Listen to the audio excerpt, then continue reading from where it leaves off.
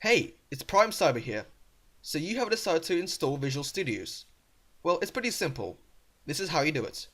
First, you open up Google Chrome and type in Visual Studio.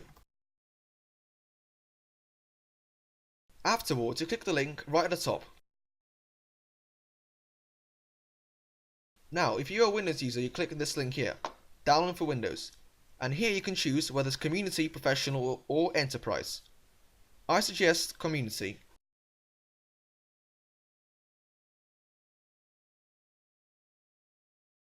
Now, your download should start. If it hasn't, click here. Now, all you have to do is click Keep and wait for it to download. Now, click the installer. And now it should install.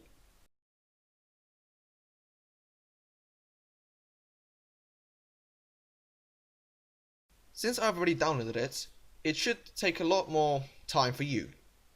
So bear with me. Okay, now that Visual Studio has been installed, you should be on this menu here. For Visual Studio Community, you have either the option to update it or launch it. You also have the option to install Visual Studio Enterprise and Professional. Now, to start it, all you have to do is click Launch.